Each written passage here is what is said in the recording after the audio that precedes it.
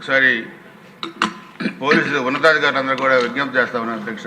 జిల్లాల్లో ఎక్కడెక్కడ ఇంకా శాంతి భద్రతలకు విఘాతం కలిగించే శక్తులు ఉన్నారు, వాళ్ళందరినీ కూడా లిస్ట్ అవుట్ చేసి వాళ్ళని కఠినంగా వాళ్ళ మీద చర్యలు తీసుకోవాలని చెప్పి కూడా నేను తెలియజేసుకుంటూ, ఈ విధంగా అభివృద్ధి పదంలో ముందుకు తీసుకెళ్తున్న ఈ ప్రభుత్వానికి ముఖ్యంగా మీ ద్వారా, ఎందుకంటే మీరు ఒక ఉన్నతమైన విలువలు కలిగిన ప్రజాస్వామ్యవాది, ఈరోజు మీ స్పీకర్ స్థానాలు ఉన్నారు. మాకు చాలా సంతోషం.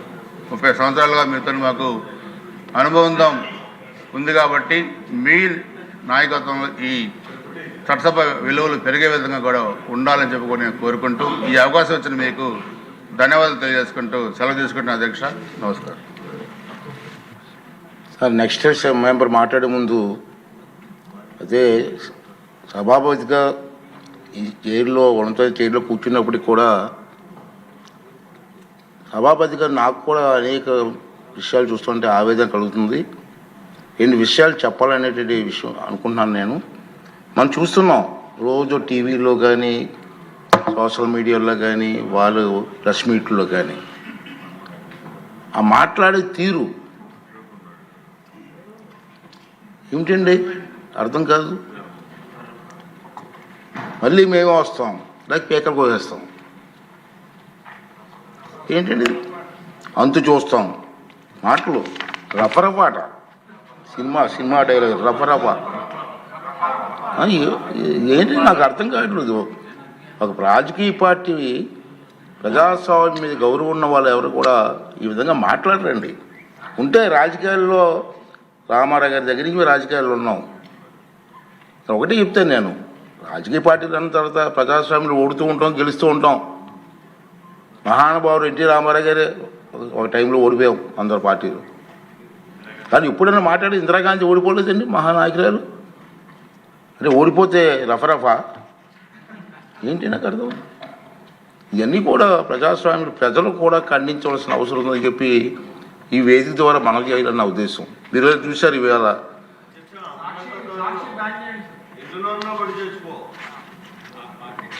అంటే నేనేమంటానంటే నేను మీలా విమర్శించకూడదు కాబట్టి కొంచెం వస్తుంది, ఆవేశం వస్తుంది కానీ కంట్రోల్ చేసుకుని మాట్లాడాల్సి వస్తుంది.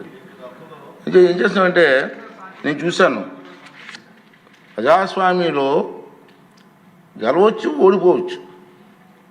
రాష్ట్ర అభివృద్ధిని దృష్టిలో పెట్టుకొని అందరు నాయకులు ముందుకు వెళ్ళాలి తప్పించి ఇష్టం వచ్చిన మాట్లాడాలండి. సరే రాష్ట్రం గెలిచావు, ఏం చేసావు? రాష్ట్రాన్ని సర్వనాశనం చేశారు. మనం కళ్ళారా చూసాం, ప్రజలు కళ్ళారా చూశారు, అందుకే మన బుద్ధి చెప్పారు. ఇప్పుడు ఏం చేయాలి? నీ డ్యూటీ ఏంటి? అది ప్రతిపక్షంగా ప్రభుత్వం చేస్తున్న కార్యక్రమాలని మీరు అమలు చేయడం కోసం ప్రయత్నం చేయాలి. అది రాజకీయ నాయకుల లక్షణం. మీ అందరికీ తెలిసిందే కాదు అనలేదు, ప్రజలకు చెప్తున్నాను నేను ఈ వేదిక ద్వారా. ప్రజలకి ప్రభుత్వం ఎక్కడైనా పొరపాట్లు చేస్తే అసెంబ్లీలోకి వచ్చి మాట్లాడు. ప్రజా సమస్యలు అసెంబ్లీ చర్చించు. ప్రభుత్వం రిప్లై ఇస్తుంది. ప్రభుత్వం మీద ఒత్తిడి తీసిరా. మంత్రులు ఉంటారు ఇక్కడ సభలో, ముఖ్యమంత్రి గారు ఉంటారు, ఉప ముఖ్యమంత్రి గారు ఉంటారు, అందరూ సభ్యులు ఉంటారు.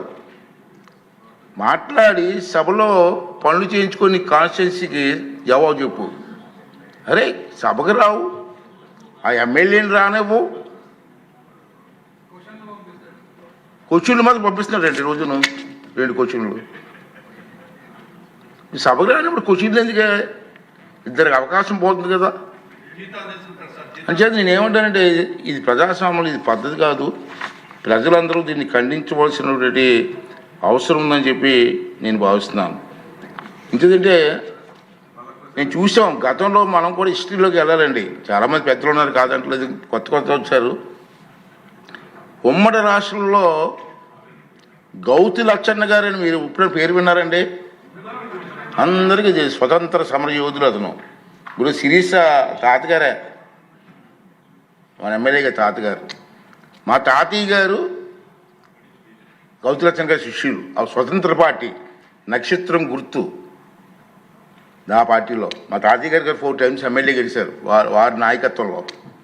అతను ఒకసారి 40 members 50 members ఎమ్మెల్యేలు గెలిచారు వారి గురువు గారు రంగా గారు ఇప్పుడు నాకు ఇయర్ గుర్తులేదు కానీ 48 మెంబర్స్ గెలిచారు ఆ పార్టీ నుంచి 78లో ఇప్పుడు 78 జనతా పార్టీ నుంచి 60 మంది సభ్యులు గెలిచారండి ఆ పార్టీలో. గెలిస్తే ఏమైందంటే గౌతు లక్ష్మణ్ గారికి ప్రతిపక్ష హోదా ఇచ్చారు. నెంబర్ సరిపోయిందని ఇక్కడ మీరు గుర్తుంచుకోవాల్సి చెప్తున్నాను, మీరు మాట్లాడాలా. నెంబర్ సరిపోయిందని గౌతు లక్ష్మణ్ గారికి ప్రతిపక్ష హోదా ఇచ్చారు. కానీ కొంత రాజకీయ ప్రభావం వల్ల కొంతమంది మెంబర్లు పార్టీ వదిలి వెళ్ళిపోయారు. గౌతు లక్ష్మణ్ గారిని ప్రతిపక్ష హోదా దిగిపోమని ఎవరు అడగలేదు సభలో, అతనంటే మహా గౌరవం. కానీ గౌతు లక్ష్మణ్ గారు ఒకరోజు సభకు వచ్చి నా సభ్యులు నన్ను వదిలేసి వెళ్ళిపోయారు కొంతమంది, నేను ప్రతిపక్షంలో హోదాలో ఉండే అర్హత నాకు లేదు, నేను రాజీనామా ఇచ్చి వెళ్ళిపోతానని వెళ్ళిపోయారు. అదే మనిషి అంటే, అది నాయకత్వ లక్షణాలు అంటే ఏంటిది. గౌతు లక్ష్మణ్ గారు ఎవరు డిమాండ్ చేయలేదు. డిమాండ్ చేయకపోయినా నేను ఉండడానికి నాకు మెంబర్ సరిపోలేదు, నేను రాజీనామా ఇచ్చేస్తాను వెళ్ళిపోయారు. అది రాజకీయ నాయకులకు ఉండాలి మనస్తత్వం, నాయకత్వం తాలూ విలువలు. అది గుర్తు చేస్తున్నాను నేను. ఇప్పుడు అంటే నెంబర్ లేకుండా నాకెందుకు ఎవరు ఇప్పుడు నా మీద కోర్టుకు వేసాడు, హైకోర్టు వేసారు, సుప్రీంకోర్టు వేసుకోండి. అలాంటి మనకు ప్రజాస్వామ్యం ఉంది, మనకు నిబంధనలు ఉన్నాయి,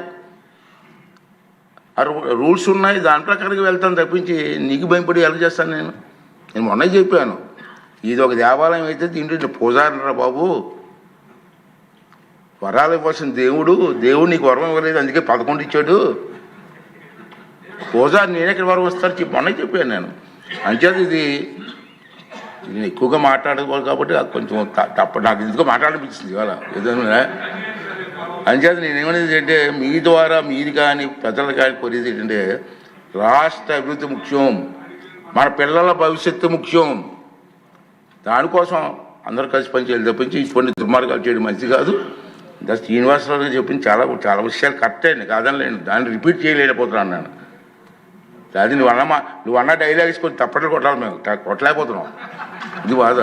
సరే ఏదేమైనా దీన్ని ప్రజలందరూ ఖండించాలా, ప్రజాస్వామ్యం మీద నమ్మకున్న నాయకులందరూ ఖండించాలా, అన్ని పార్టీ వాళ్ళు ఖండించాలా, ఈ రాష్ట్ర అభివృద్ధి కోసం మనం పనిచేయాలా, దానికోసం అందరూ కలిసి పనిచేయాలని చెప్పి ఈ నిండు సభలో మీ ద్వారా ప్రజలందరికీ మీకు రిక్వెస్ట్ చేస్తున్నానండి. ఇప్పుడు చంద్రమోహన్ రెడ్డి గారు. అధ్యక్ష నమస్కారం. Last 5 years